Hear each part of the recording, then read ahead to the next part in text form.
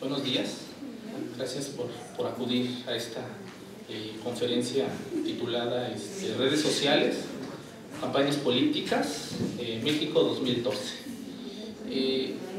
Tenemos el gusto de contar con grandes panelistas, especialistas en esta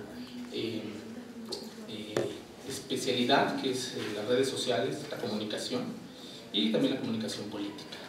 A grandes rasgos me gustaría empezar con una pequeña introducción de por qué la realización de esta conferencia.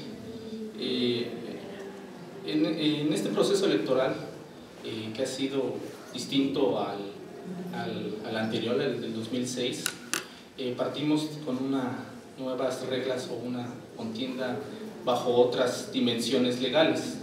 Partimos con una ley electoral del 2007 en la cual se regulan los medios de comunicación por el papel que juegan en la campaña presidencial del 2006, y con ello pues el IFE es el encargado de organizar y repartir los tiempos de aire, principalmente en televisión y en radio. Es por ello que surgen otros espacios, sobre todo el de las redes sociales, sobre todo por los antecedentes internacionales que ha habido, sobre todo en Estados Unidos, que es el país que con la campaña de Barack Obama inicia con la aplicación de estas redes. Es por ello pues que me cuestiono junto con unos alumnos y algunos colegas por qué no tratar este tema, y sobre todo en esta facultad en donde pues este tema debe de ser abordado con una profunda seriedad y con el análisis que se requiere. Bueno, yo traía algo preparado, sin embargo yo prefiero la verdad ceder mi espacio a los especialistas. Yo no soy especialista en este tema, debo reconocerlo, sin embargo he considerado que es un tema de relevancia. Para ello voy a ceder ahora el micrófono al licenciado Amílcar Chavarría. Él es egresado de esta facultad, por solo la licenciatura en Ciencias de la Comunicación, y se ha especializado en los últimos años en lo que es el medio audiovisual. También ha sido profesor de la Universidad Tecnológica de México en el Campus Sur, y actualmente cursa el posgrado en comunicación en el área de comunicación política bajo la tutela del doctor Tejo del Ávila. Pues le cedo el micrófono y muchas gracias y bienvenidos.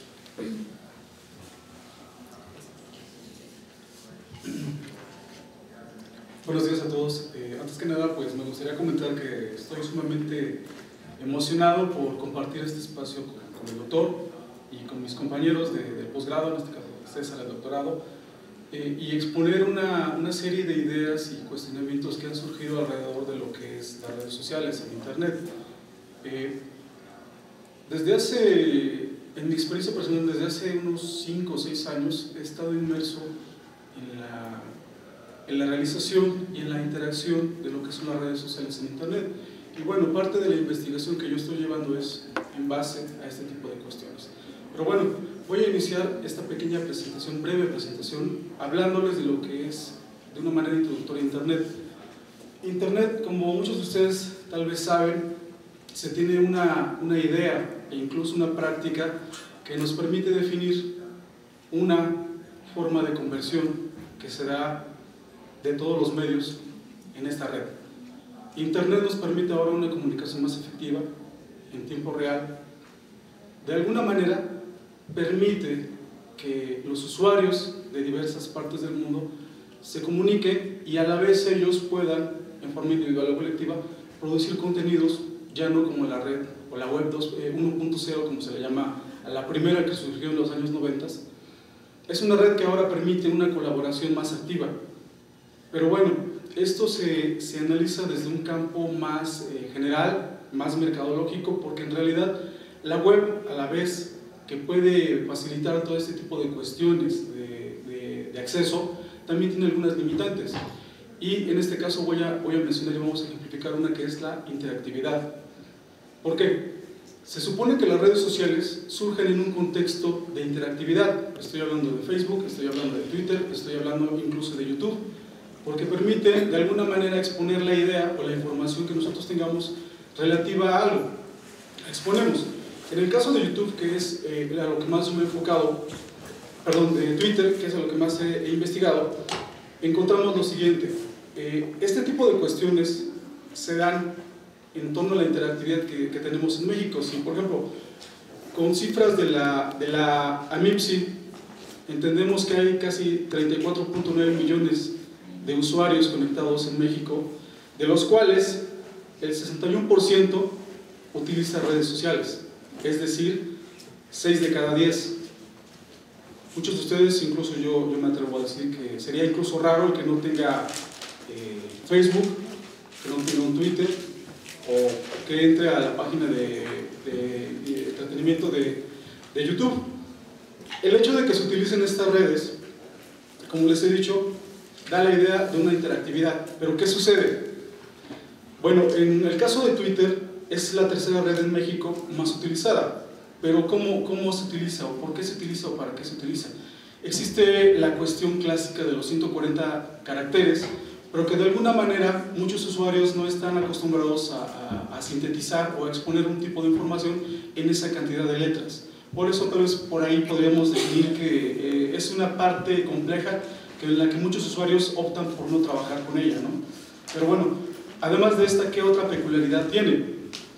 En lo político, no solamente en este sentido, es propensa a informar de una manera general. Observamos en el sentido periodístico, la mayoría, o si no es que la totalidad, de los medios impresos tienen un espacio, en el caso de Twitter, en el que exponen de manera muy breve, o con el título de la nota, la información que quieren exponer, e envían el link. Aquí en ese sentido, deducimos que es fácil proponer. Es fácil, de alguna manera, propagar ideas, pero así como pueden propagar ideas, se propagan rumores. Y en lo político, recuerden que los errores pues, se pagan muy caro, ¿no? Sobre todo si recordamos las experiencias de los candidatos, ya que todos han tenido por ahí algún tropiezo. Y me remito pues, en este momento a Peña Nieto, ¿no? Cuando tuvo su desliz en la fila en Guadalajara, ¿no? Pero bueno, ¿qué importancia tiene esto en lo político?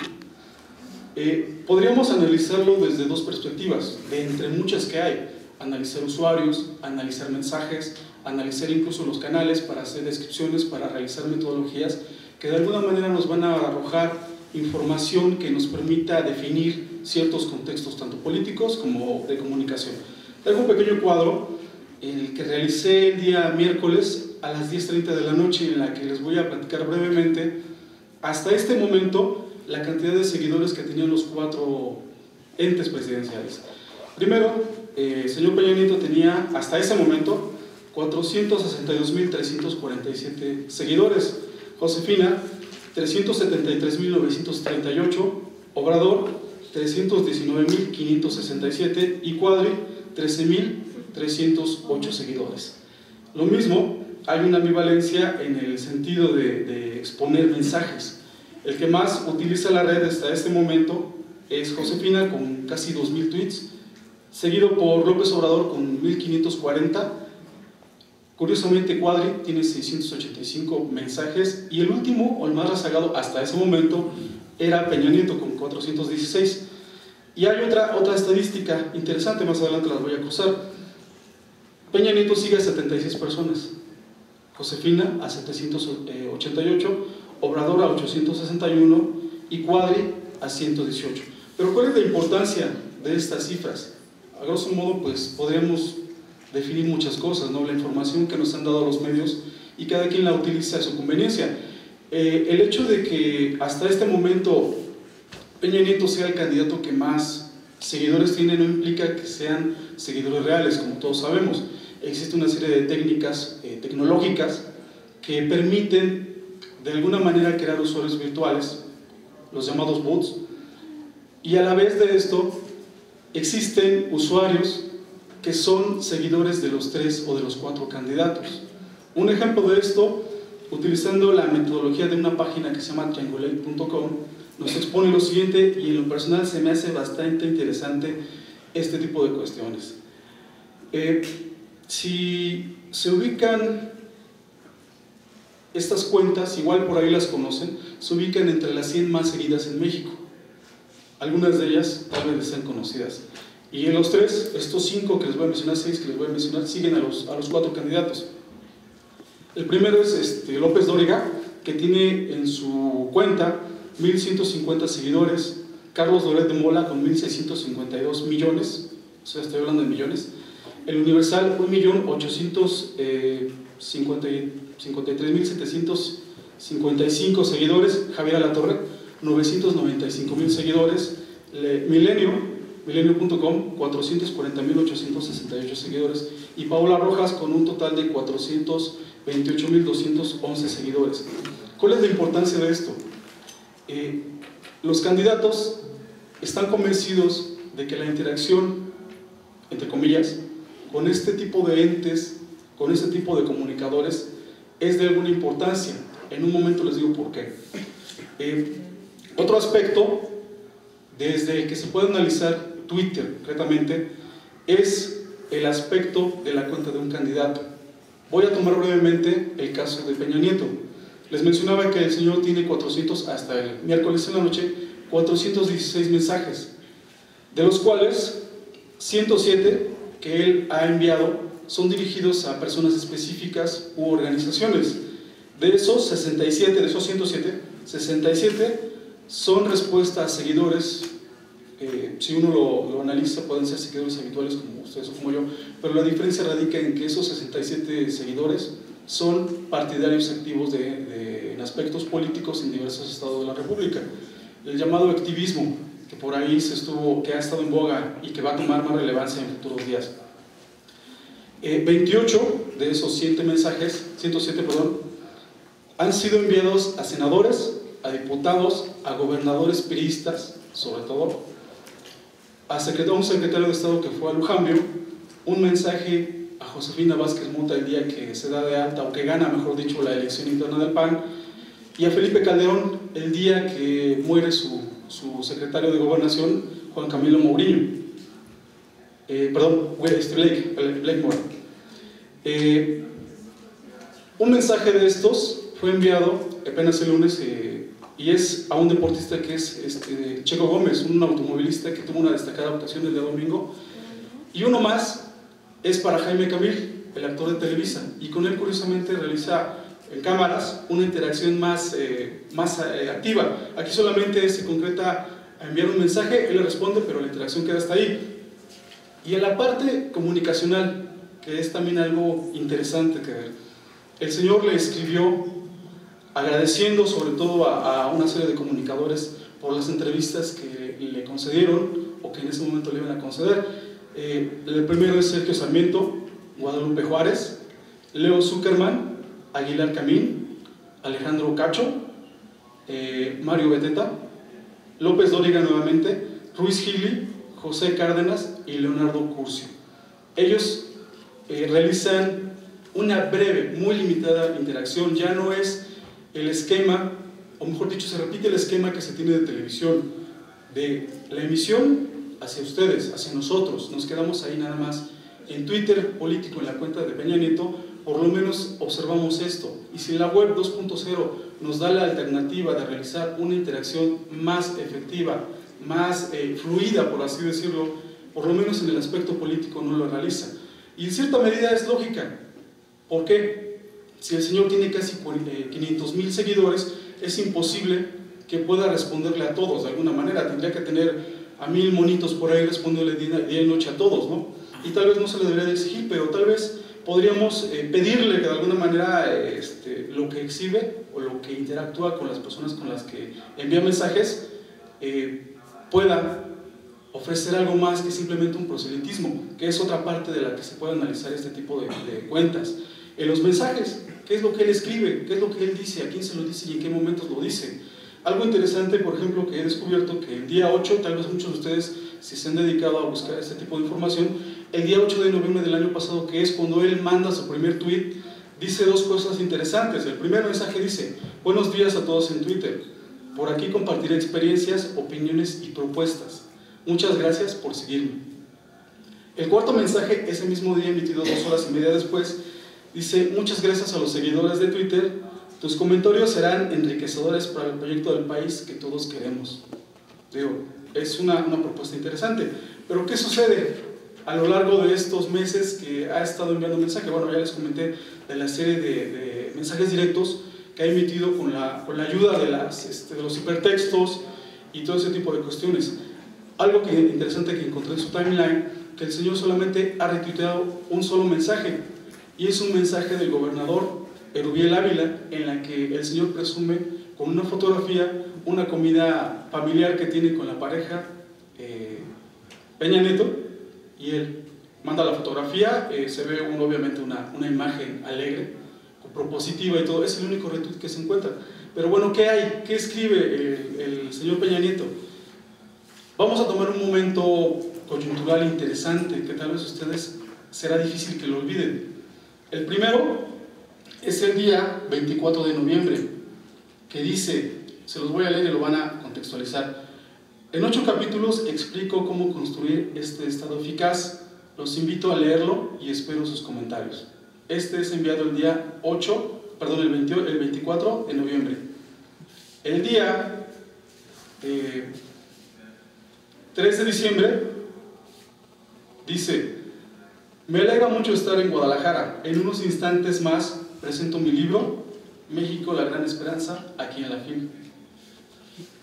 ¿Qué sucede? Si recuerdan, el señor por ahí en una serie de preguntas y cuestionamientos que le hicieron, se equivoca al citar a algunos autores.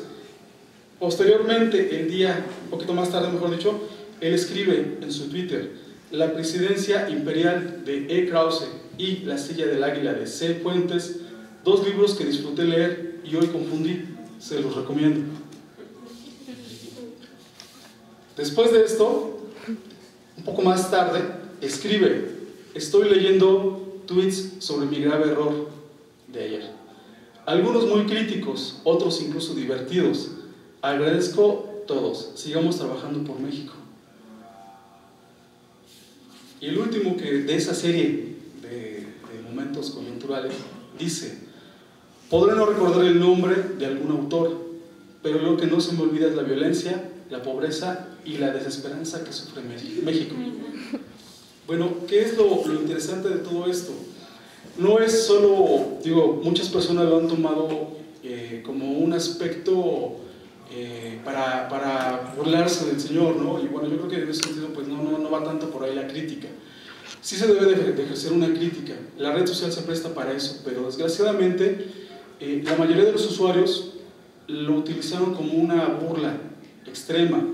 El señor incluso ha sido de los tweets de la semana en las que más actividad tuvo, e incluso a nivel, en ese lapso de tiempo hay una serie de páginas que ayudan a medir estadísticamente en algunas gráficas la actividad que se tiene de usuarios entre trend topics, ese tipo de cuestiones, y esta semana fue la más activa en la que se mencionó Peña Nieto, con temas que ustedes conocen: librería Peña Nieto, 3 libros, etc. Y desgraciadamente hasta aquí podríamos tener una serie de conclusiones. La primera que yo les puedo remitir, Twitter en lo político y concisamente en lo presidencial, hasta antes de las elecciones, porque obviamente iniciamos un nuevo parámetro de trabajo, se limita obviamente en su mayoría a exhibir proselitismo político, propaganda, actividades que el señor va a realizar. Hablo del señor Peña Nieto, pero los otros 3 no quedan exentos. Exponen lo que van a trabajar o lo que van a ofrecer a los estados a los que van a recurrir. Peña Nieto, dentro de esa relación que tiene con los usuarios a los que les ha respondido, los mensajes dicen que agradece su recibimiento o que espera que lo reciban muy bien, o las ideas que va a plantear, pero no ofrece alguna propuesta concisa. Pero es emisión, respuesta, punto, no hay más, no hay una interacción plena como muchos en la parte mercadológica presumen que la web debe de ser. Y por lo menos en Twitter, y esto es una conclusión que el doctor en algunos otros foros nos ha expuesto y con lo cual estoy totalmente de acuerdo, Twitter en ese sentido no ofrece una interacción como lo pueden ofrecer otras redes. ¿Por qué? Porque el político aquí se limita, como les he dicho, a exponer ideas clásicas de un político común, de un proselitismo que ya estamos acostumbrados en México. Y desgraciadamente, tomando en cuenta que los medios de comunicación son un espacio público por el cual, entre comillas, uno puede manifestarse, Internet ofrece esta posibilidad, pero desgraciadamente la interacción que podemos realizar hasta ese momento, hasta antes de las elecciones, nosotros como usuarios, no es tan efectiva o como tal vez algunos políticos y teóricos clásicos de estudiosos como Habermas, como Luhmann, e incluso Arendt, no lo sé, la doctora Nora Rabotnikov, quienes exponen que es un espacio, los medios de comunicación, para poder realizar interacciones y llegar a un punto complejo, elevado, que es la esfera pública. Internet se presta para esto, pero desgraciadamente, como ha sucedido en otros países, tal vez en Estados Unidos, no se presta, no es una misma, ¿cómo decirlo?, una misma situación que en México, tomando en cuenta también aspectos de conectividad. No estamos en una situación similar a los norteamericanos y mucho menos a los europeos. Aquí existen limitantes que van desde la imposición que se tiene en los aspectos monopólicos de la televisión hasta las limitantes tecnológicas.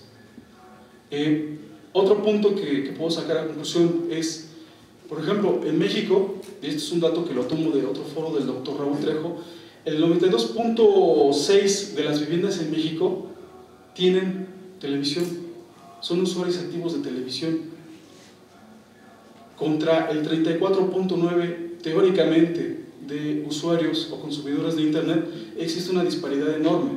No existe una forma de poder librarse de esa simbiosis o de ese círculo perverso que en algunas ocasiones Delia Corby sarcásticamente comenta. Los medios de comunicación habituales siguen siendo predominantes y en ese sentido pues es una lástima que de momento, a pesar de las limitantes que se ofrecen tecnológicas para Internet, en el caso de Twitter, es una lástima que no podamos aún ejercer un ejercicio pleno como se presume mercadológicamente.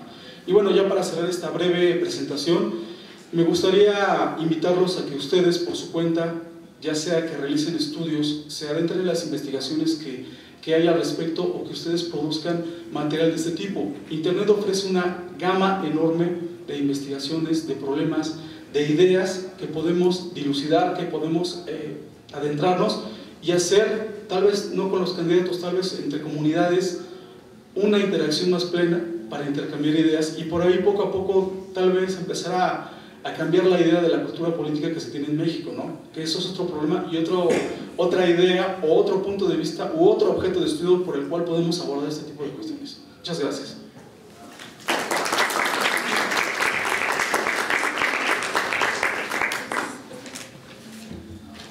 Bueno, agradecemos al licenciado Amílcar Chavarri.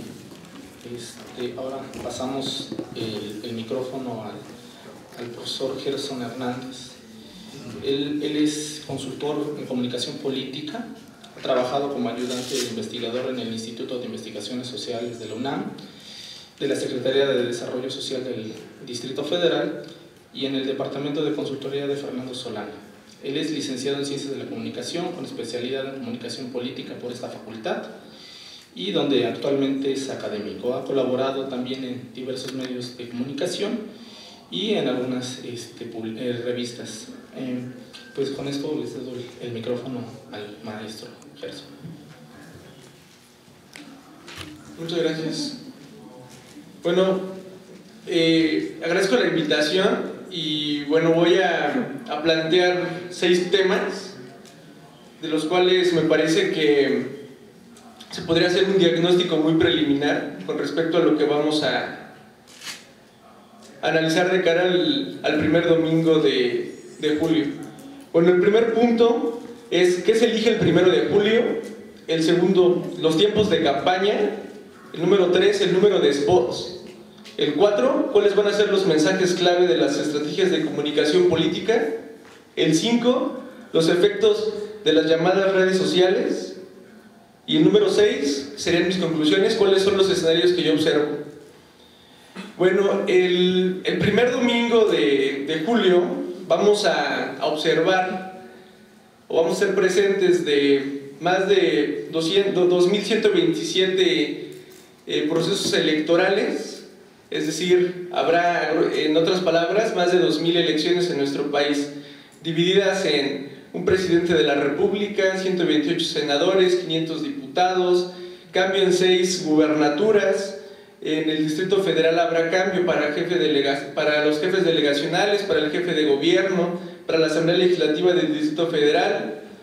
En los diferentes municipios del país habrá cambios en 895 de ellos, 580 legisladores locales en diferentes congresos del país. Esto nos da para que un poco dimensionemos cuántas elecciones habrá, o cuántos procesos electorales habrá el 1 de julio. Estamos hablando de 2.127 elecciones. El segundo, bueno, en días y en semanas estamos hablando de aproximadamente 90 días, 3 meses o 12 semanas, como ustedes lo quieran conjugar.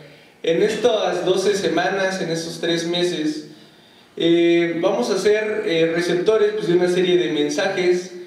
Y bueno, venimos de un contexto en el cual la autoridad y los órganos que se especializan en las reglas electorales le denominaron la veda electoral. Bueno, a partir del día de hoy, de hecho nuestra propia facultad y muchas escuelas de educación básica, pues, seremos parte de otra veda, la veda vacacional. Entonces, estos 90 días que teóricamente se tienen pensados para que haya campañas, pues van a quedar reducidos a un poco, aproximadamente 75 días, me refiero al interés que nosotros como ciudadanos podamos tener al proceso. Bueno, ayer Roy Campos escribió en el periódico El Economista un dato duro, en este caso cuántos spots vamos a recibir en este proceso electoral. El dato que nos da Roy es que son 200 millones, 20 millones de spots políticos, todos en el horario de 6 de la mañana a 12, a través de un poco más de 2.300 estaciones de radio y televisión. Y bueno, ¿cómo van a ser administrados estos tiempos? 3 millones los usarán las autoridades electorales y 17 millones se repartirán entre los partidos políticos. Es decir, de esos 20 millones estaríamos hablando de que los 17 millones van a ser divididos bajo 2 criterios: 70% a partir del número de diputados que tengan en la actual legislatura. Todos sabemos que el partido político que tiene más diputados es el PRI, entonces un poco de ahí estaríamos hablando del porqué de los 26 spots que tendrá el candidato Enrique Peña Nieto, los 20 spots que tendrá Josefina Vázquez Mota y los 16 spots que tendrá Andrés Manuel López Obrador. En total tenemos aquí la cuenta de que se emitirán 19 spots diarios en un lapso de 18 horas. Si hacemos la suma entre 26, 20 y 16, los restantes serán de cara a lo que la autoridad podrá emitir de cara pues, a los procesos electorales. Okay, el punto número 4 será cuáles son los mensajes clave de las estrategias de comunicación política. Bueno, hace no más de una semana o un poquito más, estoy recordando bien la fecha, en el Instituto Federal Electoral se emitieron algunos pues, spots de radio y televisión, los cuales desde las 6 de la mañana del día de hoy empezamos a escuchar en la radio y a observar en la televisión. Bueno, ahí pudimos tener como un panorama un poco general de cuáles son los mensajes que van a tratar de posicionar esos candidatos. Yo, en este caso, hago una consideración importante que me parece que es una de mis conclusiones, que en estas 12 semanas que habrá campañas electorales, quien va a ganar esta campaña electoral, o cuál va a ser uno de los requisitos más importantes para ganar votos, será quien logre ser más proactivo que reactivo en estas 12 semanas. Lo explico de otra manera: quien logre posicionar los temas y no responda a los ataques de sus adversarios, me parece que será un punto muy importante a considerar de cara al proceso electoral del 1 de julio. El otro tema, pues bueno, la agenda de Josefina Vázquez Mota. Hay algunos mensajes los cuales ella puede sintetizar en Josefina diferente. En la mañana platicaba con una amiga y me hacía notar que en el discurso de cerca de las 12:30 del día de hoy se planteaba al principio de su discurso que ella quiere un México igual para todos, ¿no? Que todos seamos iguales. Entonces esto me parece que es un poco paradójico al momento de que ella plantea como un mensaje de campaña Josefina diferente. El otro tema importante en este caso sería cómo van a utilizarse las instituciones a partir de como herramientas electorales, ¿no? Como ustedes saben, el presidente el día de antier dio un mini informe, el cual muchos lo percibimos como una despedida anticipada, pero bueno, él dice que va a hablar solamente de turismo, pero esto no quiere decir que tanto la Procuraduría General de la República, como lo ha venido haciendo desde el principio de año, empiece a posicionar mensajes, los cuales a partir del 13 de noviembre del año pasado, en la elección de Michoacán, posiciona el Partido Acción Nacional. ¿Cuál es este mensaje? Que el PRI gana solamente por ayuda del crimen organizado, ¿no? Ese es un mensaje el cual me parece que se va a repetir y vamos en este caso los voceros de ese mensaje van a ser, esperemos que no ocurra así, pero los antecedentes nos dicen todo lo contrario, las instituciones que se encargan de la procuración de justicia. Otro tema importante, pues se ha especulado, de hecho en un periódico importante de Estados Unidos se mencionó que en el encuentro preliminar al G20 en Los Cabos San Lucas, cuando vino Hillary Clinton hace unas semanas, por poquito se atrapaba al Chapo Guzmán, ¿no? Entonces me parece que ese mensaje puede ser importante. Hay tres antecedentes, me parece que relevantes, los cuales, si bien es cierto, no podemos relacionarse directamente con la política mexicana. Cuando en Estados Unidos se atrapa a Osama Bin Laden, las encuestas de aceptación a Obama suben. Hace unas semanas o la semana anterior se mencionaba mucho en el contexto internacional el caso de la francesa Florence Cassés, y bueno, esto, según algunas interpretaciones de algunos analistas, hubiera significado que el proyecto electoral por parte de Nicolás Sarkozy pudiera tener una ventaja en este proceso. Entonces me parece, y con esto concluye el tema de Josefina, que me parece que beneficiaría en mucho, no sabemos cuántos votos le pueda traer, la captura de un personaje como este empresario que aparece en las revistas de negocios, siendo uno de los hombres más ricos del mundo. En el PRI, me parece que las personas que leímos los mensajes que ayer Enrique Peña Nieto mencionó y los spots, pues trata nuevamente de posicionar un mensaje que para su causa le ayudó demasiado, que fue la relación de la palabra compromiso y del Estado eficaz.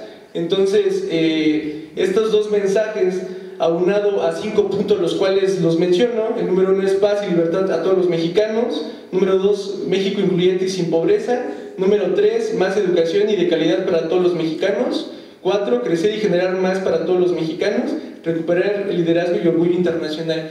Bueno, me parece que son mensajes bastante abstractos. Ayer en la mañana él firmó 3 compromisos, los cuales en este caso decía que se va a crear una Comisión Nacional Anticorrupción, que el presidente de la República y los mandos superiores van a tener la responsabilidad de declarar sus bienes y eliminar 100 diputados del Congreso de la Unión. Entonces estos mensajes son interesantes a partir de pues, que está retomando otra vez algo que durante 6 años escuchamos personas que vivíamos y que no vivíamos en el Estado de México, que es la palabra compromiso.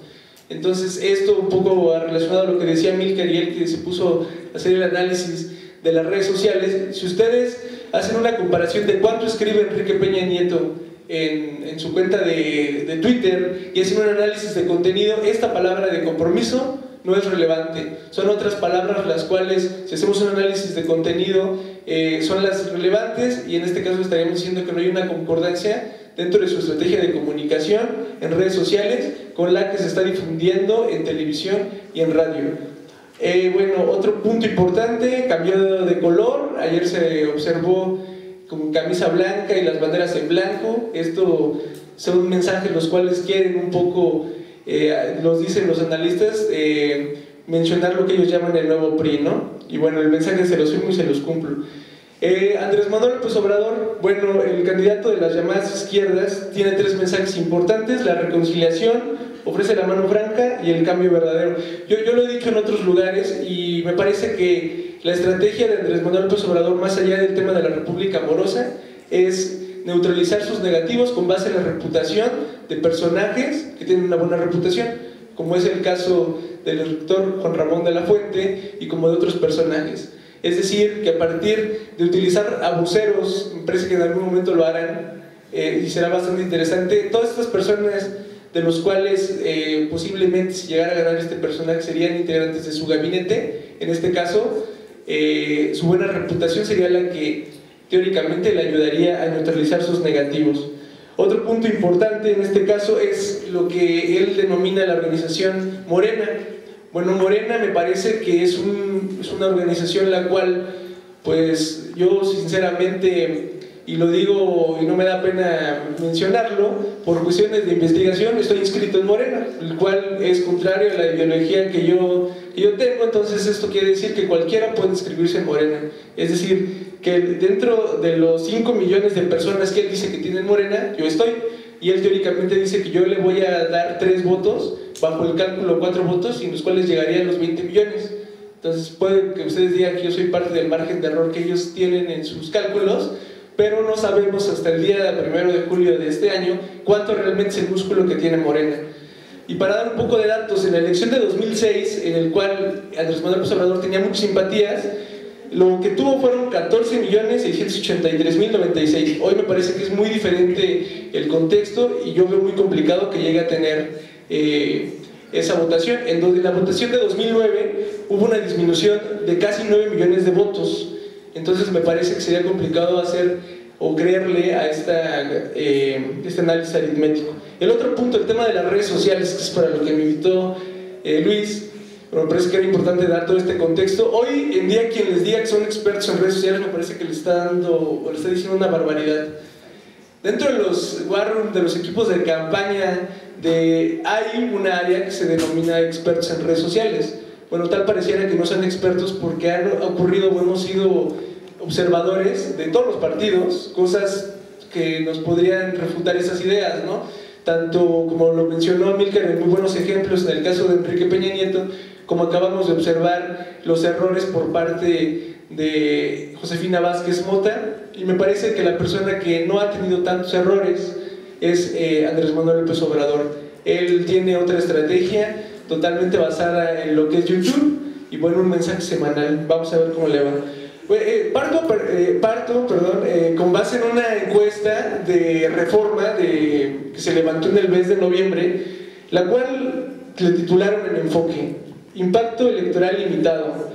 Y bueno, lo que en este caso hacían el planteamiento de que de los 80 millones de la lista nominal, solamente 3 millones tendrían acceso a lo que es en este caso una red social, o como le denominan a las redes sociales. Bueno, en este caso hay una consideración muy importante que me parece que no se debe de sobredimensionar los efectos, y a mí la utilidad que le podríamos dar a las redes sociales es cuando una nota o una información que se emite en estas llamadas redes sociales sube a radio o a televisión o a periódicos, cosa que en este caso es muy complicado que de radio y televisión tengan o puedan tener unos efectos en las redes sociales, ¿no? Entonces, diciéndolo con otras palabras, me parece que los efectos de cuántos votos o cuántos no votos nos pueden conseguir, cuántas simpatías puede tener una persona a partir del número de seguidores, pues no es otra cosa que un análisis virtual, ¿no? Valga la redundancia, porque en este caso el tema de yo tengo o sigo a los 3 candidatos y pues no me dice nada, porque no es igual a que yo voy a votar por ellos, ¿no? Hay diferentes casos, por ejemplo, nada más quiero mencionar uno que hizo Obama en la Casa Blanca, en la cual, un poco haciendo la comparación de qué se está haciendo en el extranjero, a lo mejor este ejemplo no sirve demasiado, pero me parece que es importante ilustrar qué es lo que se hace en la Casa Blanca. Para tomar decisiones rápidas, para defender y contraatacar y responder, es clave una nueva forma de hacer política. Un ejemplo contundente fue la campaña ¿Qué significa para usted pagar $40? Lanzaba a finales del año pasado la Casa Blanca. Los republicanos en el Congreso se opusieron al recorte del impuesto sobre la nómina, que obligaría a los estadounidenses a que cada pago de su sueldo le fuera recortado en promedio unos $40. Uno de los argumentos usados fue que $40 no era mucho dinero. En menos de 12 horas la Casa Blanca tuvo una reacción, y con una estrategia en la que invitaba a los ciudadanos para enviar a través de Facebook y de Twitter y de YouTube qué significaba para ellos $40. Además invitaron a que enviaran el mismo mensaje a su legislador. Bueno, entonces aquí es una postura proactiva por parte de la Casa Blanca, en la cual están haciendo partícipes, teóricamente, a los ciudadanos. Y bueno, por último, ya para mencionar cuáles son los escenarios que yo veo de cara a las 2 semanas de los cuales vamos a ser observadores, Pues me parece que la mayoría de las encuestas, y teniendo en consideración los márgenes de error y la coyuntura y cada vez una percepción pues abstracta, ¿no? Estas casas encuestadores, hay un dato importante: los indecisos están aumentando. Si hacemos una comparación de enero a lo que es el día de hoy, oscilan entre los 20, 25 y 30 puntos. Por ejemplo, me dio mucha risa un encabezado de un periódico que decía la otra vez que los indecisos iban a la punta, ¿no? Teniendo 30% y a la par casi el primer lugar. Entonces, eso me parece que va a ser un dato importante. El otro tema, me parece que vamos a poder ver después del primer domingo de mayo, que es cuando teóricamente se va a llevar a cabo el primer debate. Yo sé que hay muchas personas que piensan, yo soy una de ellas, que los efectos de los debates no los podemos medir todavía, pero me parece que si la ventaja entre el segundo y el tercer lugar después del primer domingo de junio es de 15 puntos, como es actualmente, lo que estaríamos observando es un fenómeno del voto útil, el cual las personas que podrían votar por el tercer lugar hagan dos cosas. Una de ellas es que se sumen al segundo o al primer lugar, y el tema del voto duro ahí es lo que tendría mucha importancia, pues básicamente incrementarían pues los indecisos, ¿no? Entonces habría una más alta, un más alto índice de abstencionismo. Y bueno, esto lo explicó muy bien, yo no creo que a mí se me ocurrió, lo dijo Jorge Cepeda Patterson en su artículo del Universal el 13 de febrero, en el cual él decía un 28 y 24% cada uno, se refería al segundo y el tercer lugar, sería el mejor escenario para Enrique Peña Nieto, porque la votación sería de 3 y no de 2, ¿no? Bueno, por último, la conclusión es algo que yo le pregunté al doctor Roger Bartra en 2010. Le hice una pregunta con base en un libro que se acaba de presentar, Fango sobre la democracia. Me parece que esa es la conclusión con la que termino. ¿Qué escenarios podemos esperar del movimiento de AMLO a corto, mediano y largo plazo? Y lo que dijo el doctor Roger Bartra: lanzará de nuevo el cacique como candidato a la presidencia y volverá a perder, pero ahora de manera clara y contundente. Después será extinguiendo. Entonces me parece que a partir de este escenario podemos ver dos cosas: que después de la elección del 1 de julio, Andrés Manuel López Obrador se va del PRD al Movimiento Ciudadano, y me parece que la candidatura de Marcelo Ebrard, que no se llevó a cabo, es otra moraleja más para los integrantes de las izquierdas en nuestro país, debido a que no han comprendido que si se pretende proponer 2 o 3 ocasiones a un mismo candidato, los resultados ya lo sabemos. Muchas gracias.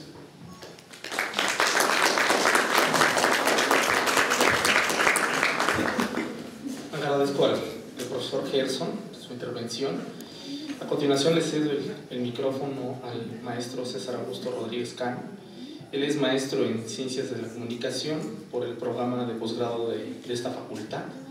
Es también profesor de Comunicación, también por esta facultad, en el sistema abierto y a distancia. Es ganador del concurso Talento Joven para la calidad del Gobierno del Distrito Federal. Y actualmente cursa el doctorado en Ciencias Políticas y Sociales con la especialidad en Comunicación Política bajo la tutela del doctor Trejo del Ave. Le cedo el micrófono, muchas gracias.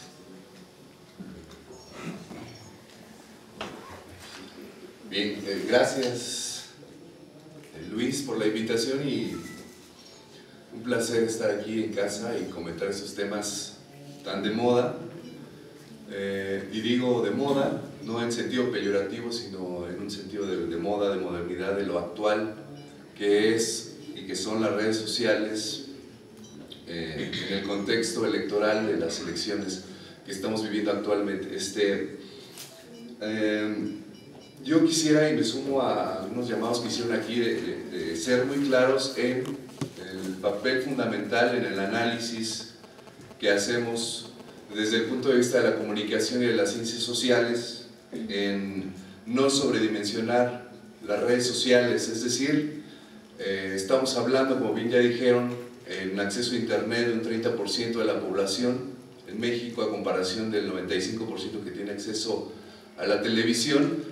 Y si consideramos que ese 30%, el porcentaje se reduce a los usuarios de Twitter, con cuentas abiertas de Twitter, Además se reduce a los usuarios que utilizan por lo menos una vez al mes estas cuentas. Entonces estamos hablando de números relativamente pequeños, pero que sin embargo no dejan de ser importantes. Yo le comentaba a una amiga en una ocasión, estábamos hablando, yo tenía números de 3 millones de usuarios de Twitter, y le digo, es todavía muy poco. Me dice, sí, pero es alrededor de una ciudad mediana como Berlín, pequeña, mediana como Berlín. Entonces sí es pequeña, pero es un número considerable de usuarios. Según las últimas estadísticas, en particular el dato que traigo es de Semiocast, que dice que en México, bueno, México está entre los 10 primeros países de usuarios de Twitter, estamos hablando del 7º lugar.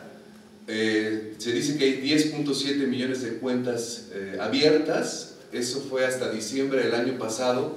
Obviamente creo que en el contexto electoral, por todo el involucramiento político que hay, se van a abrir muchas más. Estamos esperando el estudio que en abril esta consultora Mente Digital nos va a proporcionar sobre cuál es el número de usuarios en Twitter en México.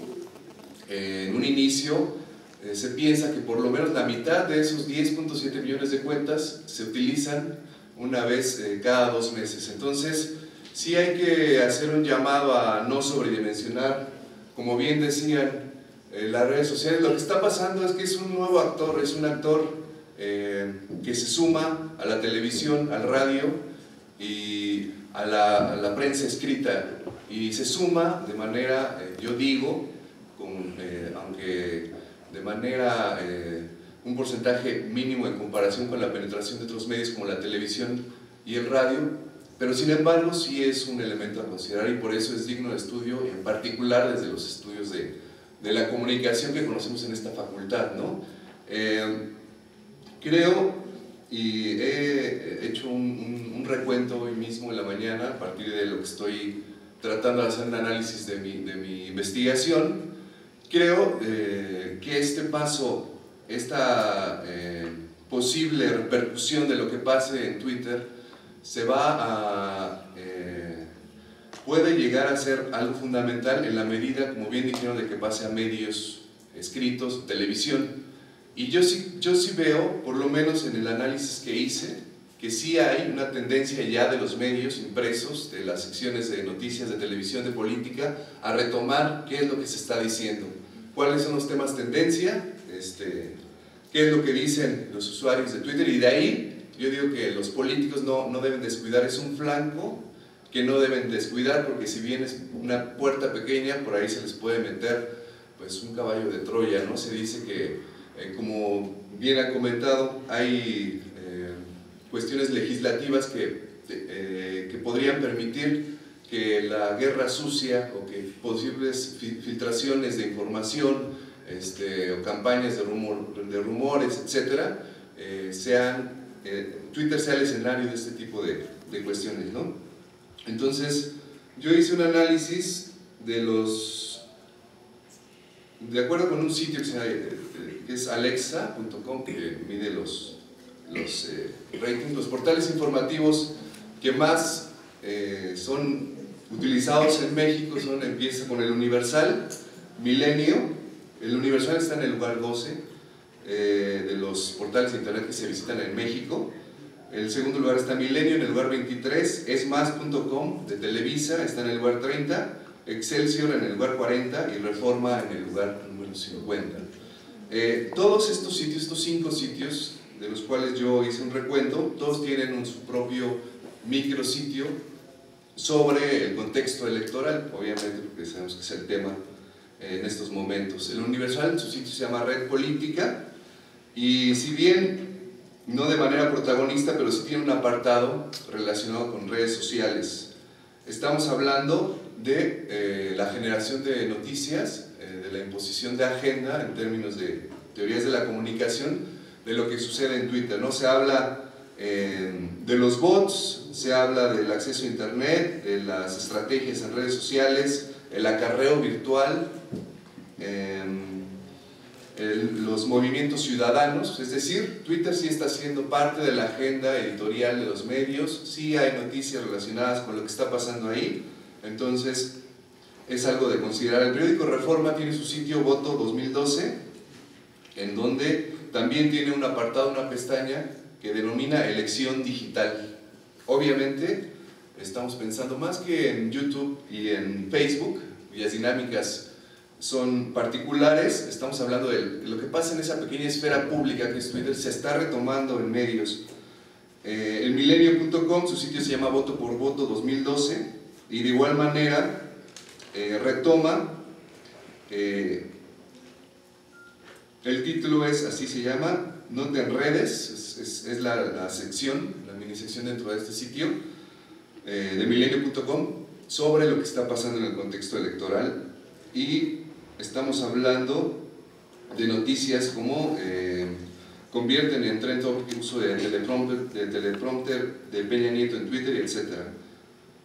Y el sitio Excelsior, con su micrositio Color Electoral, también tiene una parte importante dedicada a redes sociales. Es decir, la conclusión es muy sencilla, pero bueno, lo que está pasando en Twitter, sí estamos hablando de pocos usuarios, en el contexto de que son 80 millones de lectores, estamos hablando de alrededor de 3 millones de usuarios de Twitter que serían posiblemente electores. Bueno, esa situación se expone en la medida en que en medios de comunicación nacionales, en los portales más visitados, no tengo un dato exacto, pero en noticieros, en televisión, también empiezan a mencionar qué es lo que está pasando en Twitter. Entonces se potencia lo que pasa ahí y sí puede incidir, no podemos decir, insisto, no hay que sobredimensionar, pero sí puede incidir. Ahora, ese es como mi primer apunte a considerar sobre las redes sociales en el contexto de la esfera pública, las redes sociales como un ámbito de estudio desde la comunicación. Ya lo dije aquí en un anterior foro, se trasciende con Twitter, se trasciende la unidireccionalidad de los medios.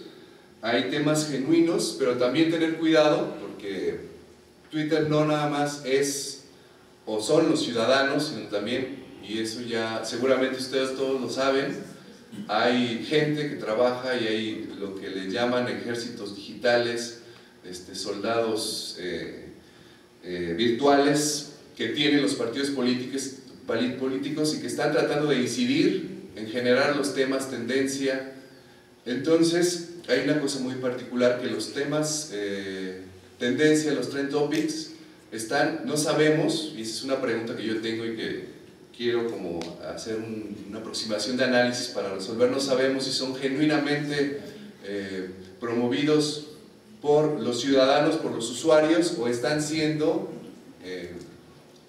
subidos por este ejército de soldados virtuales. Entonces así como hay temas desde el punto de vista mercadológico, comercial, también podemos hablar hay temas que se están provocando desde el punto de vista de intereses políticos. Entonces habría que ser también muy claros en el sentido de que los temas que se manejan en Twitter no necesariamente reflejan el punto de vista de los ciudadanos, sino tal vez quién puso a más gente a trabajar en este contexto electoral, y en relación a capitalizar lo que bien han dicho, los errores políticos que tienen los candidatos y que seguramente van a tener, ¿no? Van a seguir teniendo. Ahora, este es el primer punto que quería yo comentarles. El segundo, que me parece muy interesante, es que creo que los jóvenes de México, se habla, según cifras que yo tengo, es que 18% de jóvenes entre 18 y 24 años, perdón, de los 80 millones de electores, 18% son jóvenes de entre 18 y 24 años. Es decir, estamos hablando más o menos de 15 millones de personas que tienen esa edad. 17.3% de ellos votarán por primera vez. ¿Por qué menciono esto? Bueno, porque las redes sociales en particular, Twitter y Facebook, no tengo la cifra exacta, pero sí es una esfera en la cual se puede posibilitar el acercamiento o la socialización de los temas políticos para los jóvenes. Entonces, considero que es de particular relevancia para las campañas políticas y para los mismos políticos, más allá de la saturación de spots que vamos a recibir, que sí haya estrategias claras sobre los temas que se vayan a manejar en este espectro, ¿no? La gran pregunta es eso, si va a haber interacción. Parece, de acuerdo con los números, que es imposible que los candidatos tengan interacción, pero sí creo puede haber ciertos acercamientos de diálogo y de comunicación, por lo menos de generación de propuestas hacia este sector que son los jóvenes. Estamos hablando incluso de un nuevo lenguaje en el cual ya no son sentencias sujeto, verbo, predicado, sino estamos hablando de un nuevo lenguaje que involucra etiquetas o hashtags, que involucra un lenguaje virtual como tal, arrobas, etcétera, etcétera, lo que ustedes ya saben. Entonces, la gran pregunta es, esta generación de políticos que no creció, que son, digamos, entre comillas, porque ni siquiera sabemos si alcanzan a pasar ese territorio, que son migrantes digitales, van a poder comunicarse con esta nueva generación, estos jóvenes de 18 a 24 años que en su mayoría,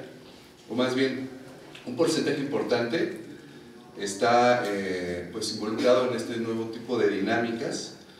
Y menciono el tema de los jóvenes y redes sociales porque a mí me parece muy relevante. Estamos hablando de que el sector de los jóvenes en México es de particular importancia porque es, si podríamos hablar de un sector olvidado en términos de políticas públicas, en términos generales, es el sector de los jóvenes. Ustedes saben la estadística de los ninis, estos jóvenes que no estudian, que no trabajan, que se ven orillados al sector, a trabajar en sectores informales o peor, que se ven orillados o están tentados constantemente por dedicarse a actividades del crimen, de la delincuencia, o más, peor, del crimen organizado como tal, del narcotráfico.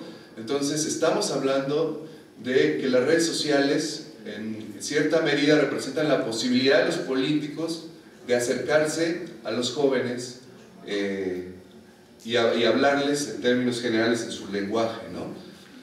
Obviamente, les digo, no hay que sobredimensionar, pero sí hay que considerar este aspecto relevante de la relación política, redes sociales, jóvenes. Creo que hay mucho juego ahí enriquecedor desde donde podremos entender lo que está pasando. Y bueno, también es importante, yo estoy también haciendo un análisis, y a partir de este periodo electoral de 90 días voy a estar diario haciendo un análisis constante sobre qué es lo que está pasando, pero sí parece, y me parece muy importante, yo creo que en Twitter, más allá de lo que podamos considerar sobre términos políticos, hay un reflejo claro de por lo menos ese sector hacia la política. Yo encuentro muchos rasgos de escepticismo, de desencanto, de apatía, de descalificación, más allá de interés, un interés genuino democrático.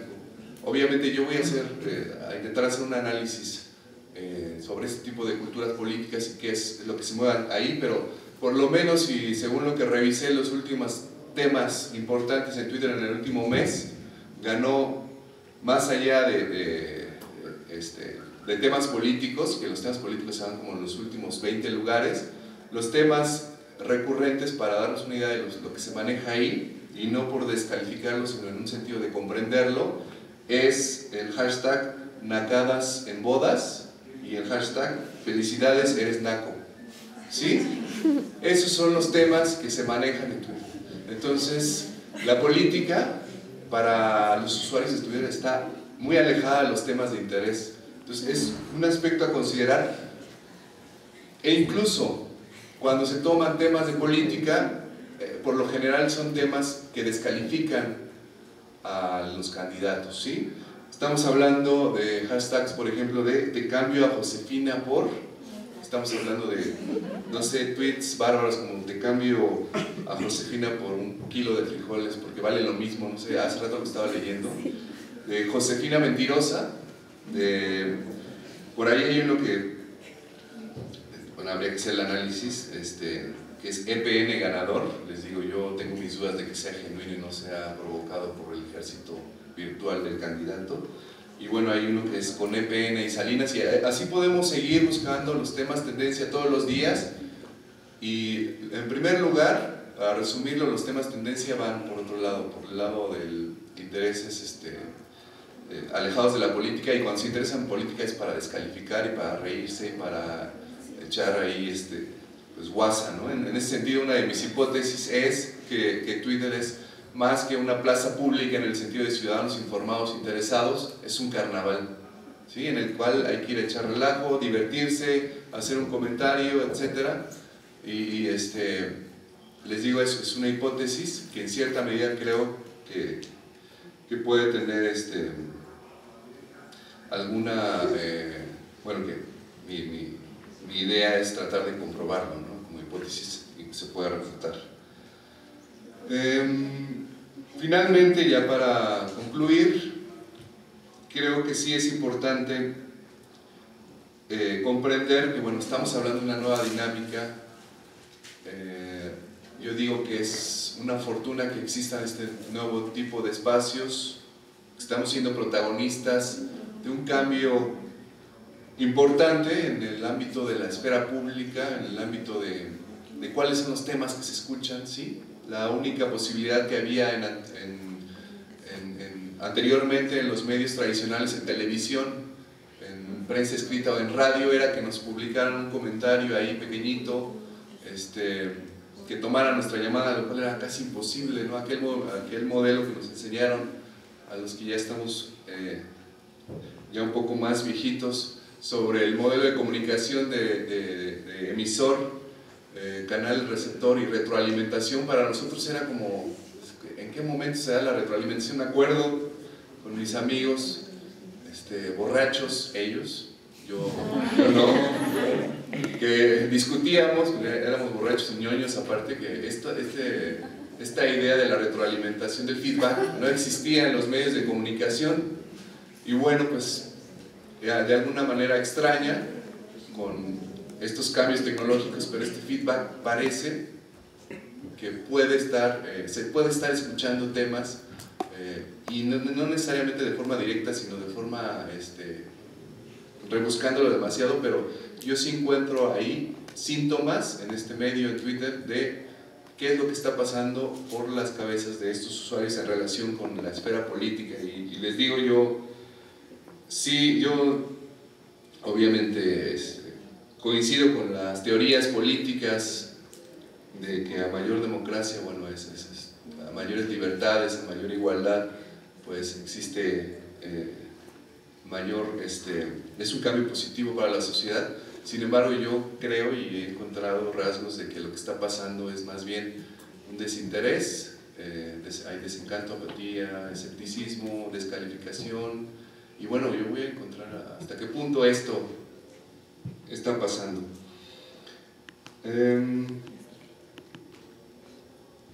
Bueno, finalmente yo quería dejarlos con esa, pues, término, provocación, si es un espacio público como tal, informado, ciudadano, democrático, más bien es como un carnaval en el cual todo el mundo trata de hacer lo que quiere y se divierten, hacen botargas, y un carnaval medieval, digamos, en realidad, y no hay que elogiarlo demasiado en el sentido de que está el resurgimiento de la ciudadanía, etcétera, ¿no? Entonces, pues son ideas generales que yo tengo a partir de mi investigación y que les quise compartir. Gracias.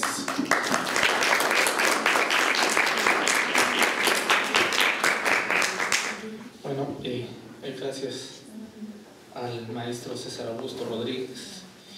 Le voy a ceder el micrófono al doctor Raúl Trejo de Labre.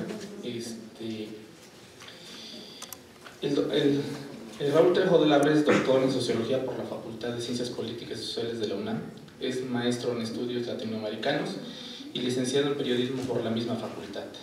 Es investigador titular en el Instituto de Investigaciones Sociales de la UNAM y profesor en la Facultad de Ciencias Políticas y Sociales de esta misma facultad.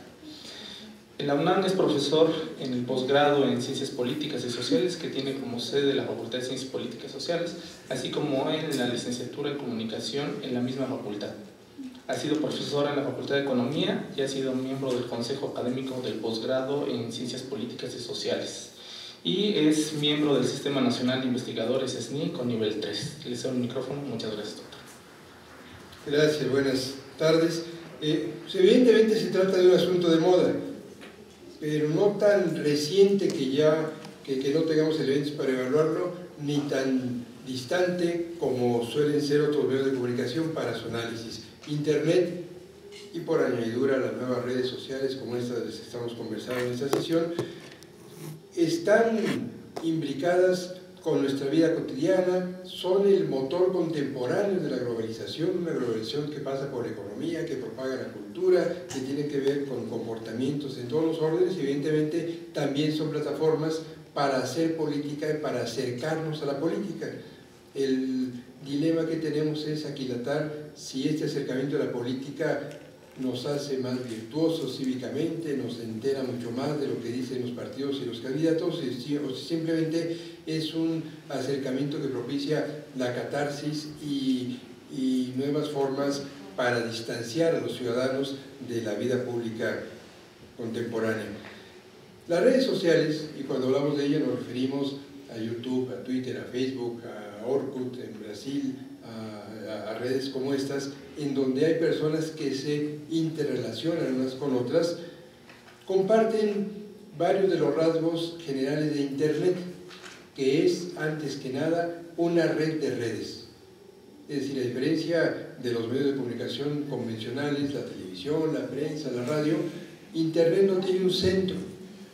Los medios convencionales son, por definición, lo he dicho en muchas ocasiones, autoritarios. Unos cuantos difunden mensajes para muchos más, y en Internet esta relación vertical se rompe, al menos en principio, porque como todos sabemos, todos, con tan solo tener acceso a la red y con un poquito de educación tecnológica, podemos abrir un blog, colocar un mensaje, poner un mensaje en un post en Twitter, en fin. Todos o casi todos podemos comunicarnos a través de alguna de las redes de Internet, de tal suerte que se termina con esa verticalidad, con esa relación autoritaria que suele haber en los medios convencionales. Pero además esto lo podemos hacer con enorme velocidad. No sé cuántos aquí, si es que alguien está tuiteando lo que decimos en esta sesión, o están más bien conversando con sus amigos, lo cual es un de cada quien. Pero si están tuiteando lo que estoy diciendo ahorita, lo que digo, mis tropiezos, mis aciertos, lo que les parezca simpático, lo que sea, de inmediato queda en ese entorno que a veces imaginamos como celestial, pero que en realidad es muy terrenal, al que llamamos ciberespacio. Es una característica de las redes, su enorme velocidad, su capacidad de propagación inmediata y global. No quiere decir que el tuit de ustedes, donde están diciendo este Trejo dice por barbaridades, o lo que quieran poner, lo estén leyendo todo el mundo, pero lo podría leer un amigo mío que vive en Francia, un compadre que está en Jalisco. Vaya, hay esa versatilidad, de tal manera que estamos ante medios de comunicación que le permiten al ciudadano decir lo que quiera, casi en donde quiera. Falta que haya receptividad del otro lado para leer estos mensajes. Lo que decimos en las redes tiene una influencia inmediata.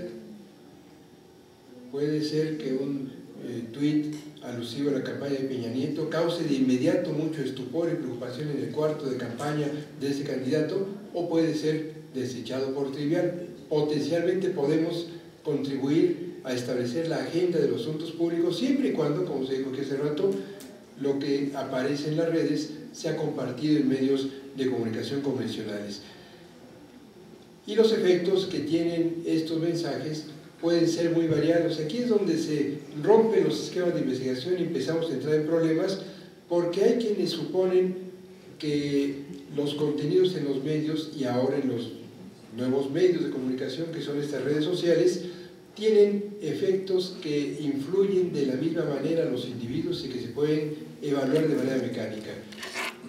La investigación en el campo de los medios, por desgracia o por fortuna, según lo miremos, no es tan esquemática que nos permita suponer que si los medios tuvieron un efecto en una circunstancia, van a tener el mismo en otra circunstancia. Trato de explicarme. Los medios difunden mensajes. pero los mensajes no son dosis ideológicas que se les inyecten a los individuos. Cada individuo responde según su circunstancia. Cada uno de nosotros tiene un contexto, una biografía, una manera de ver las cosas, intereses, aficiones, amigos, gustos, una variedad de circunstancias que nos conduce a que cada mensaje lo aprehendemos, nos influye, lo decodificamos en términos comunicacionales de distinta manera. Así que un mensaje en Twitter que diga, que se burle de la señora Josefina, seguramente le va a gustar a los malquerientes de esta señora y les va a incomodar a sus partidarios, y a quien no tiene una división política específica podrá convencerlo o no según el contexto de cada quien. Lo que decimos en las redes, igual que lo que se dice en los medios, no influye de manera mecánica a todos y por igual. Los contenidos en línea no siempre tienen las mismas consecuencias.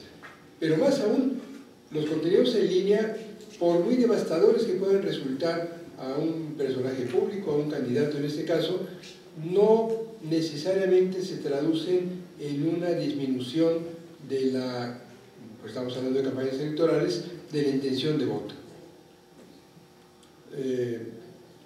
Amílcar mencionaba hace rato, recordaba el caso de la experiencia del señor Peña Nieto en la FIL, la Feria Internacional del Libro en Guadalajara. Que fíjense qué curioso, yo estuve ese día en Guadalajara, no entré a la presentación de Peña Nieto porque yo mismo tenía la presentación de un libro esa hora. A mi presentación fueron 14 personas y a la Peña Nieto se llenó el auditorio, pero cuando salí me tocó justamente, cuando yo iba saliendo había varios monitores afuera del auditorio de la FIL donde estaba el precandidato del PRI. Me tocó ver el momento en el que él se tropezaba cuando le preguntaban acerca de sus preferencias literarias. No supo, se le olvidó, se bloqueó, o nunca se ha aprendido los nombres de los libros, no lo sé. Lo interesante es que entre la audiencia que estaba contemplando lo que decía Peña Nieto a unos cuantos metros, ese tropiezo no causó especial estupor. No se alarmaron, no se indignaron, no les causó burla. Quizá eran casi todos muchachos, eran muy jóvenes los que estaban, los que llenaron el auditorio, los que le aplaudieron a Peña Nieto, eran jóvenes de la edad de la mayor parte de ustedes y no eran acarreados. Yo vi cómo llegaban de manera espontánea, no bajaron todos de un solo camión, se juntaron afuera del hotel donde yo estaba, a unos metros donde me hospedo cuando voy a la FIL. Vaya, no eran, salvo algunos grupitos, es gente que iba por gusto, o por curiosidad, o por morbo, no lo sé, o por mirar el copete, no lo sé. Pero entre esos muchachos, el tropezón de Peña Nieto no suscitó burlas ni estupor. Cuando yo salí de Guadalajara 2 horas después, llegué al aeropuerto y consulté Twitter y estaba repleto de expresiones sarcásticas muy naturales acerca del tropezón literario. Y los días siguientes y todo diciembre nos la pasamos, yo incluido, comentando en las redes sociales la pobreza de la cultura literaria de Peña Nieto. Todo el tiempo le repetimos las mismas cosas y nos burlamos y dijimos que ojalá tuviéramos candidatos no solo en ese partido, en todos, que hubieran leído. La literatura siempre es parte fundamental en la vida, no se puede entender a la vida si no leemos o se le entiende de manera muy pobre. Bueno, todo esto se dijo y el hoy candidato presidencial del PRI quedó absolutamente demolido en el campo de las redes. Pero el campo de las redes no es el único que hay en nuestra realidad. Y por muy denostado que fue Peña Nieto en Twitter y Facebook y en otros espacios en Internet, hasta en YouTube se repetían los videos, de aquellas semanas de diciembre, en enero las encuestas nos permitieron saber que el señor Peña Nieto no había sido afectado de manera significativa en la intención de voto de los ciudadanos. Gerson debe recordar mucho mejor que yo los datos, pero el porcentaje de mexicanos que en diciembre, que a comienzos de diciembre, antes del incidente en la FIL, decía que votaría por Peña Nieto, descendió creo que en 2 puntos solamente. No sabemos si estos 2 puntos fueron resultado del efecto Phil o de otras cosas. Las campañas ya estaban arrancando, la señora Josefina ya estaba siendo electa en su partido, López Obrador decía más cosas. En todo caso, si tuvo algún efecto, no fue más allá de 1 o 2 puntos porcentuales, si es que influyó. De tal suerte que podemos corroborar que lo que circula en el universo de las redes, incluso en temas políticos, no es políticamente significativo, al menos todavía, y al menos en los casos que hemos podido documentar. Por eso es muy pertinente la advertencia que hacen mis colegas en esta mesa cuando todos dicen no hay que sobreestimar a las redes. Yo diría de acuerdo, y no hay que subestimarlas tampoco. Hay que entenderlas, hay que estudiarlas, entre otras cosas porque para el campo de las ciencias sociales constituyen un laboratorio formidable de lo que ocurre en un segmento de la sociedad mexicana. Nunca antes en la historia del estudio de los medios habíamos tenido, los interesados en estas cosas, la oportunidad de asomarnos con tanta apertura y de manera tan transparente a mirar qué dice la gente acerca de algo. Toda la vida, los que tenemos demasiados años en estos temas, hemos querido saber cómo reacciona la gente ante la televisión, ante la política, ante los medios muy variados, y hoy tenemos ese indicador parcial, incompleto, pero abierto y claro, que es la enorme cantidad de mensajes que se colocan en las redes sociales. No está ahí toda la sociedad, no todos los que opinan son todos los que están, no todo lo que se dice es política, todo eso es completamente cierto, pero lo mucho que se dice es digno de ser analizado, y por eso aquí estamos con 2 colegas nuestros que están haciendo sus tesis de posgrado justamente sobre lo que ocurra en Twitter en estas campañas electorales. Son entonces efectos impredecibles, e incluso en otras expresiones de la vida pública el efecto de los medios sobre los electores jamás es anticipable, jamás es idéntico en una ocasión respecto de otra, y prácticamente nunca es tan contundente que modifique las intenciones de voto. Cuando hemos hecho mediciones de qué dicen los medios acerca de los candidatos, de cuánto espacio le dan a los candidatos y cuál es, al final de cuentas, el resultado en las urnas, encontramos que nunca hay una correlación directa y mecánica entre la atención que le brinda, por ejemplo, la televisión a los candidatos y los votos. Más televisión no es necesariamente más votos en las urnas. Seguramente influye, pero no hay una relación mecánica, igual que en el caso que mencionaba Gerson con los debates. Puede ser que un debate bien llevado, manejado o protagonizado con inteligencia por algún candidato le dé a este candidato más presencia pública. A Patricia Mercado, que fue la candidata presidencial de un partido pequeñito de vocación socialdemócrata y que a la postre perdió el registro hace 6 años, le dio 2 o 3 puntos de votos. Nadie la conocía, de pronto aparece en televisión y algunos dijeron, pues yo voto por esa, porque es inteligente y es diferente, o porque es mujer, o por todo punto. Pero los debates no necesariamente transfieren votos a los que tienen allí un buen desempeño. Yo recuerdo, por ejemplo, la campaña de 94, cuando competían, si no me equivoco, Diego Fernández Ceballos, Ernesto Zedillo y Cuauhtémoc Cárdenas todavía. En ese debate, Fernández Ceballos tuvo un muy buen desempeño, agresivo y enjundioso como suele ser. Parecía que opacaba a Zedillo, que no es un hombre que le guste discutir, al menos público, de manera muy enfática, en fin. Y en las encuestas que hicimos, porque tuve la oportunidad de mandar a hacer una encuesta antes y después del debate, encontramos que la gente, los encuestados decían, yo creo que el debate lo ganó Fernández Ceballos, pero sigo creyendo, sigo pensando que voy a votar por Zedillo. La gente decía, el mejor debatiente fue el del PAN, pero mi voto va a ser para el del PRI o para el del PRD, de tal manera que no necesariamente los debates de mayo y junio van a modificar las tendencias de voto que vemos hasta ahora, algo influirán. Bueno, las redes sociales, hablaré algunas cosas sobre Twitter en este último segmento de mi intervención. Las redes sociales son entonces medios, perdón por la redundancia, pero es importante, organizados reticularmente, no hay un centro, pero sí hay en Twitter y Facebook y en otros espacios empresas que deciden.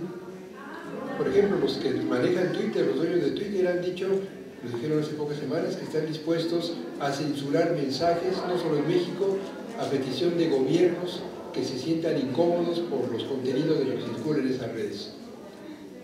Facebook tiene una administración de lo más puritana en términos morales.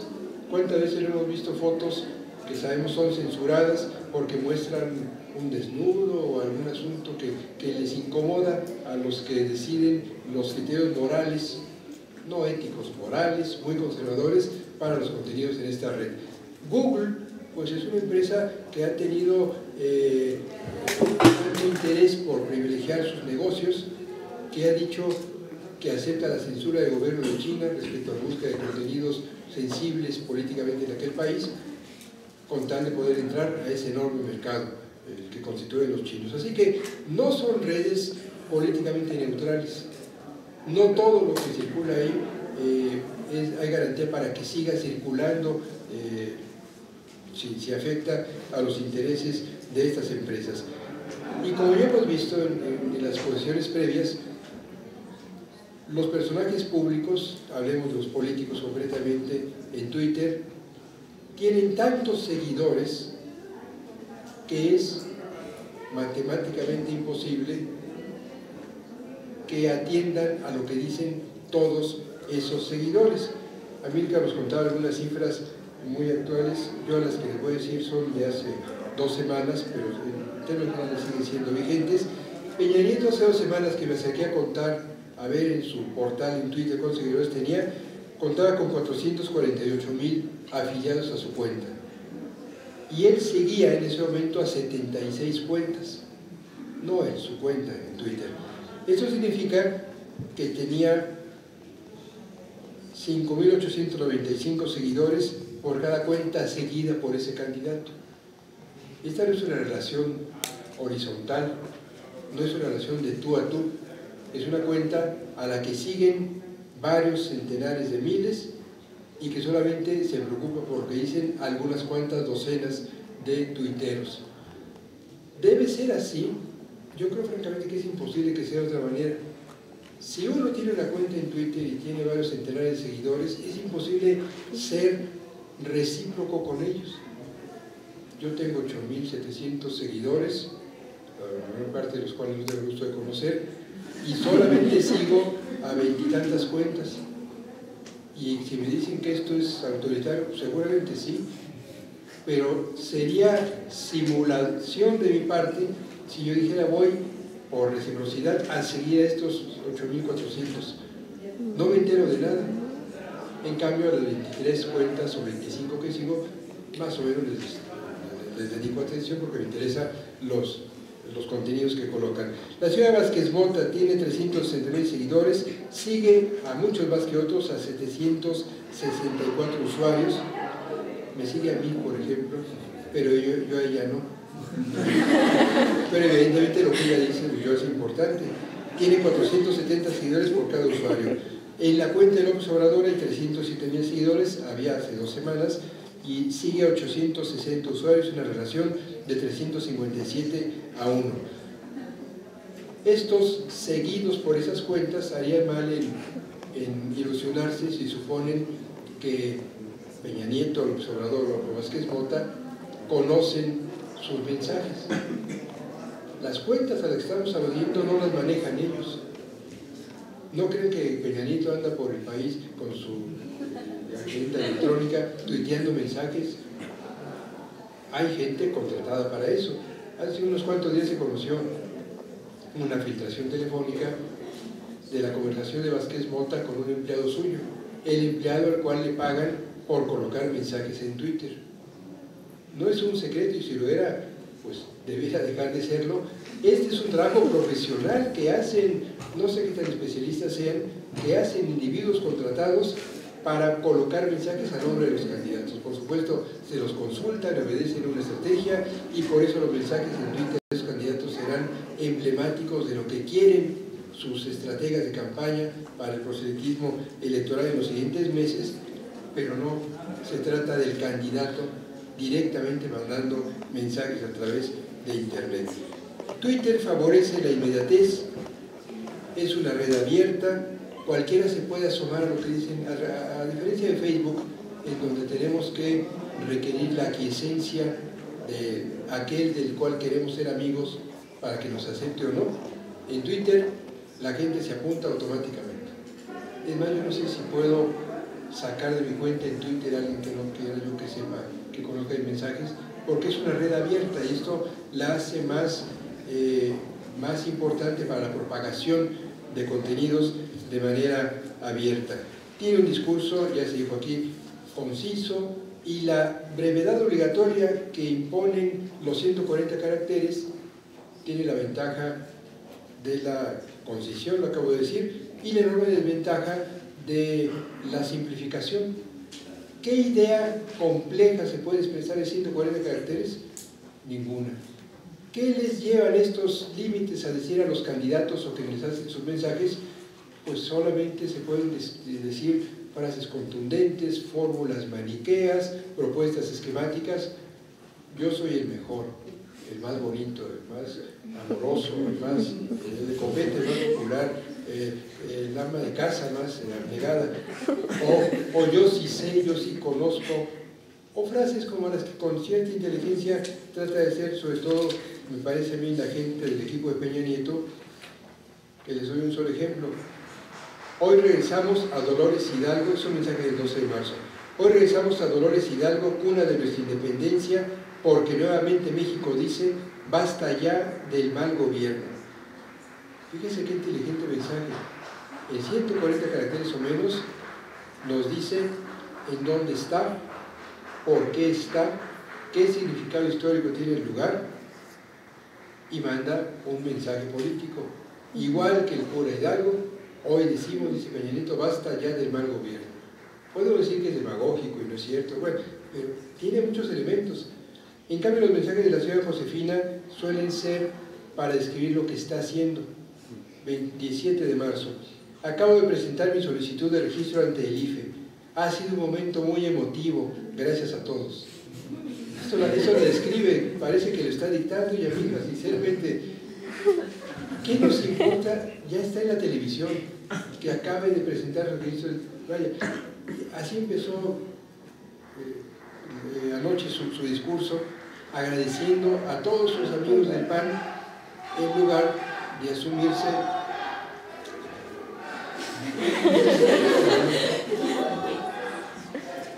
qué lástima que eso no puedo gritar en el estadio de fútbol, sí, pero bueno, me dan tiempos mejores. La visión que describe la visión que describe la señora Josefina es la de una campaña que mira hacia adentro. La de Peña Nieto no, está viendo la historia y el futuro. No digo que simpatice con ese candidato, sino que expresa en su mensaje de Twitter estrategias diferentes. López Obrador, 25 de febrero, asistí a una reunión con los rotarios del país en Puebla. Les conté de mi trayectoria de 35 años como dirigente social, nos fue muy bien. También es transparente, está mirando hacia el pasado, hacia su pasado, no de la historia de México. Tengo mucha experiencia, soy dirigente social y, la novedad, me reuní con empresarios, lo cual antes no tenía posibilidad de ser este candidato. Bueno, les iba a presentar algunas láminas, pero no hay aquí cómo proyectar. Trabajo en PowerPoint de una pequeñísima investigación que hice entre usuarios, entre seguidores de estas cuentas. Hay la idea de que en los seguidores de estas cuentas prevalecen o hay muchos seguidores artificiales. Se habló aquí de los bots. Los bots son robots electrónicos, son pequeños programas de cómputo que están diseñados para simular seguidores, para inventar seguidores, para hacer cuentas fantasmas en Twitter y en parte en Facebook. Y yo lo que encontré en una revisión absolutamente modesta, revisando 150 cuentas en diciembre y en marzo pasados, fue que la gran mayoría de los seguidores de las cuentas de estos candidatos tienen fotografía y número 2, siguen a más de un candidato. Si yo fuera empleado de la campaña de Peña Nieto y quisiera simular seguidores, le crearía seguidores artificiales al señor del PRI, pero no haría que estos seguidores siguieran a su vez a Josefina Vázquez Mota y a López Obrador. Y lo que he encontrado, al menos en esta pequeñísima muestra que hice para un texto que va a aparecer en unos días más en la revista Zócalo, ahí está toda la información, lo que hice fue verificar si estos seguidores siguen a otro o a los otros dos candidatos presidenciales, y encontré que la mayor parte sí. ¿Quiénes entonces están siguiendo las cuentas en Twitter de los candidatos? Me parece a mí que antes que nada, jóvenes que quieren saber qué dicen los candidatos, jóvenes que no han resuelto su voto, a lo mejor muchos de ustedes están en ese caso, que están interesados en asuntos públicos, que quieren saber, tener elementos para formarse un juicio antes del primer domingo de julio, que están extraordinariamente confundidos y que por eso se afilian en sus cuentas de Twitter a lo que dicen dos o los tres candidatos presidenciales más importantes.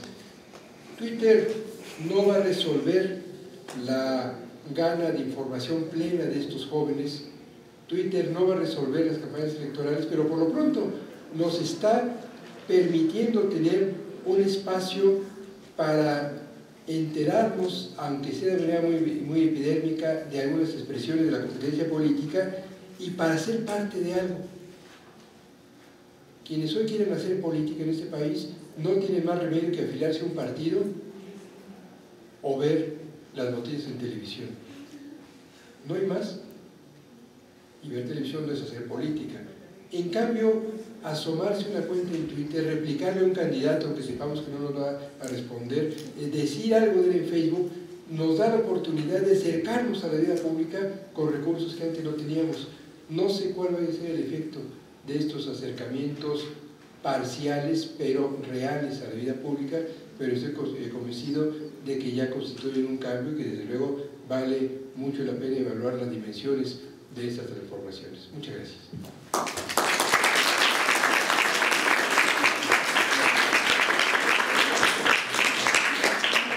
Agradecemos al doctor Trejo del Abre su participación y ahora pasamos a la ronda de preguntas, si alguien quisiera realizar algún comentario. O por Twitter también puede ser. Podrían pedir una respuesta de... Sí.